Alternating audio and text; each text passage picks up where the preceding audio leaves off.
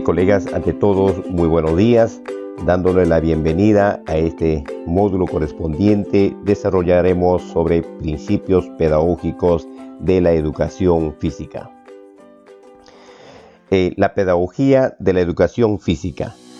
Si bien es cierto que en estos tiempos los estudiantes, los niños y adolescentes reciben menos estímulos para moverse, pues la automatización de los avances tecnológicos, en este caso como los videojuegos, el televisor y otros, incluso los celulares que más están ocupados, ellos viven una vida sedentaria. Sin embargo, desde la infancia el ser humano necesita estar en movimiento. La pedagogía de la educación física se dirige hacia el mismo camino, la participación del ser humano en forma integral en la acción formativa de una vida activa y saludable. Por ello, actualmente se plantea una pedagogía centrado en el alumno, en la que se considera al estudiante sujeto activo de su aprendizaje.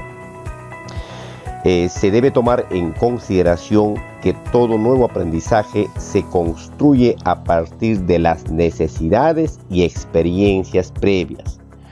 Una pedagogía integradora que toma en cuenta el desarrollo cognitivo, afectivo y motriz del estudiante.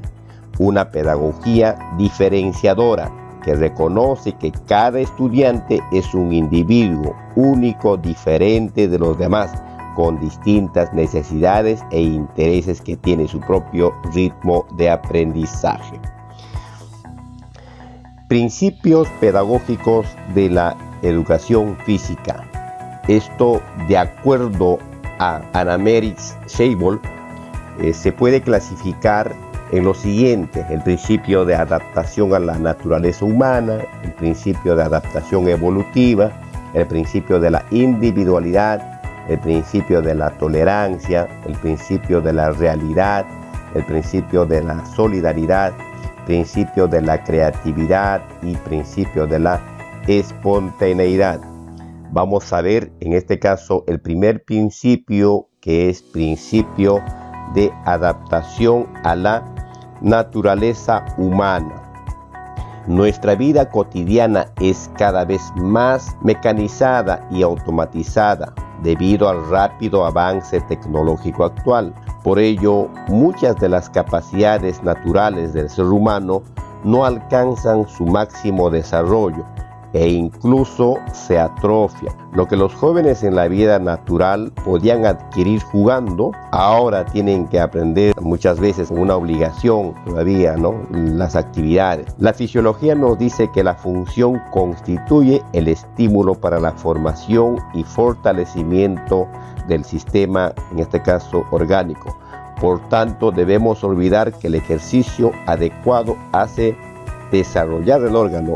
En cambio, realizar demasiado ejercicio también puede perjudicar, Como también realizar un poco de ejercicio se puede llegar a una atrofia.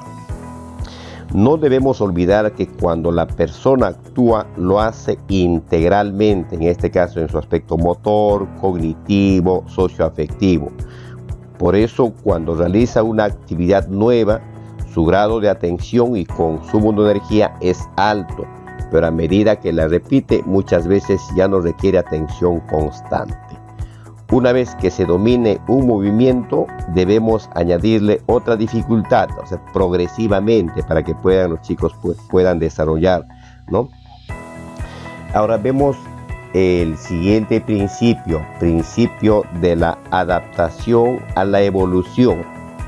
A medida que el niño se convierte en adolescente, pasa por diferentes etapas que se reflejan claramente en el desarrollo de sus capacidades y habilidades motrices, así como en sus intereses y en la forma de relacionarse con sus pares y en su entorno, progresivamente, Entonces es el desarrollo de las características. En el ámbito cognitivo, el adolescente muestra un gran desarrollo racional y capacidad de analizar detalles. En el aspecto motor, experimenta desequilibrios funcionales y una disminución en la capacidad de la coordinación. En el aspecto afectivo, el adolescente muestra gran inestabilidad, oscila entre el exhibicionismo y el pudor, la agresividad y la inhibición, el entusiasmo y la depresión, la inquietud, el rechazo. Busca relacionarse extrafamiliares, se integra en su grupo, tiende a elegir modelos y muestra interés por las actividades sociales y deportivas. Por eso que las actividades de la educación física deben adecuarse a los cambios cognitivos, motores, afectivos por lo que atraviesan nuestros jóvenes. El siguiente principio es el principio de la individualidad. El ser humano es único e irrepetible. Ninguno es igual al otro. Por ello debemos tener en cuenta el ritmo personal, el desempeño individual, las capacidades de rendimiento, las necesidades, intereses y demandas culturales de cada uno de nuestros estudiantes. Debemos brindar a cada estudiante la oportunidad de desarrollar todas sus capacidades y sus habilidades motrices mediante la práctica de actividades físicas. La oportunidad para desarrollar sus capacidades, resolver problemas mediante procesos de inducción y deducción, apoyar para su participación en actividades grupales, ayudar para interiorizar hábitos de higiene, ¿no? Entonces, esto debemos desarrollar en función a este principio. Ahora, principio de la solidaridad. Si bien es cierto que por naturaleza el ser humano es un ente social, siempre vive y se desarrolla en comunidad, lo cual nos exige practicar la tolerancia, el respeto mutuo y las reglas de convivencia, ¿no? La cooperación, amabilidad, entre otros. Las actividades físicas, especialmente los juegos en equipo, son un medio importante para alcanzar estos valores. En la vida real, los mejor dotados y los menos aptos trabajan juntos. Por lo tanto, en clase debemos agruparlos y evitar reunir solo a los que más saben. También debemos insistir en los juegos donde practican la tolerancia, la ayuda y la consideración a los demás, ¿no? Se considera, pues, de alguna manera, tienen que entre ellos ser solidarios, apoyarse, ¿no? En alguna actividad o frente a algunos retos que los estudiantes, pues, tienen que plantear o lograr. Ahora pasamos al principio de la totalidad. Si bien es cierto que el ser humano es un todo, es mucho más que la suma de sus partes. Podemos observar el principio de totalidad desde el punto de vista antropológico, didáctico y metodológico en la concepción del movimiento. Se promueve la participación del individuo como una unidad, ¿no? Que piensa, siente, imagina, cuestiona, ¿no? Entonces, las expresiones naturales, en este caso los juegos grupales o social, las actividades deportivas, las danzas, los juegos, entre otros, son un medio para vivenciar el movimiento. Hoy en la actualidad estamos, incluso en el área de educación física, estamos trabajando con el enfoque de la corporeidad. Asimismo, también vamos a poder ver el siguiente principio de la realidad. El proceso de enseñanza y aprendizaje debe partir de la propia experiencia del individuo, de tal manera que lo aprendido tenga una significación personal. Una educación física práctica y realista supone el conocimiento del círculo de experiencias e ideas de los estudiantes.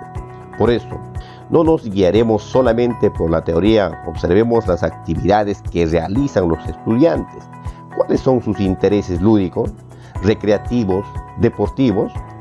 Entonces, a veces los chicos pueden comentar, en este caso, a veces como una necesidad, ¿no?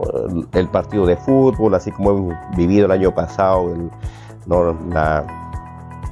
El campeonato, como este año también en los Juegos Panamericanos. A veces un deporte que les pueda agradar, pueden decir que es el fútbol. Y si es así, entonces usemos el fútbol como medio para desarrollar las habilidades que se necesitan para practicarlo, ¿no? Entonces podemos preguntar qué beneficios les aporta, podrían construir una estrategia de juego, como pues qué es el juego limpio, qué actitudes positivas y negativas observamos en estos eventos deportivos, entre otros. Seguidamente vamos a tener, en este caso, el principio de la creatividad. Por naturaleza, todos, en este caso, somos creativos, ¿no? Las actividades lúdicas, deportivas, recreativas, artísticas, culturales y manuales generan espacios para el cultivo de la creatividad. Desde la educación física, debemos hacer que los estudiantes modifiquen, ¿no? Le propongan algunos ejercicios, juegos, de tal manera que sean ellos pues los que tienen que crear, que sean creativos. La creatividad es considerada como la expresión del principio de libertad y autodeterminación. La creatividad incrementa las relaciones personales y permite el descubrimiento personal. Su desarrollo depende del medio en el cual vive, actúa y se recrea la persona. La creatividad desempeña un importante papel en el proceso de ajuste y de adaptación del individuo al medio ambiente, dado que la personalidad creadora tiende a resolver las dificultades surgidas de su comunicación con los demás. Principio de la espontaneidad.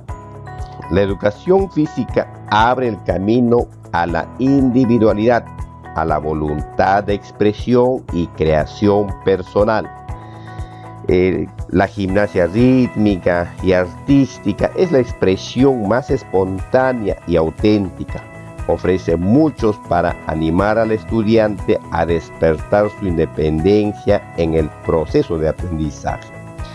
Al dejar que el estudiante obre por impulsos propios, le ofrecemos la libertad de escoger las actividades de su preferencia. Muchas veces, a veces le podemos dar una hula, podemos dar los balones, podemos dar los conos y decirle pues a ver qué pueden hacer con la hula, qué pueden hacer con los aros, qué pueden realizar con el balón, con los conos. Entonces los chicos en forma libre van a poder demostrar sus actividades, ¿no? Entonces de una manera muy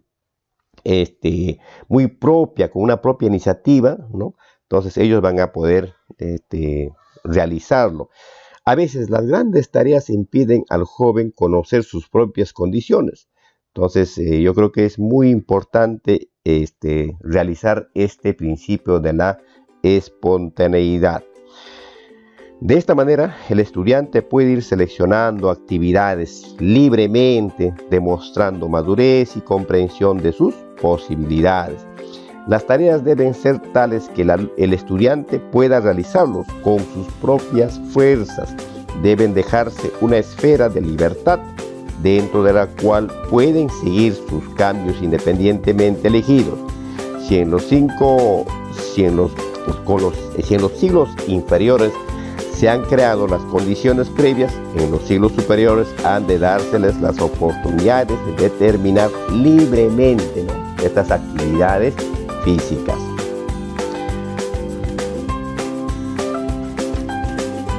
Ahora, finalmente le agradecemos bastante a todos ustedes por la atención prestada. Muchísimas gracias. Que Dios me los bendiga.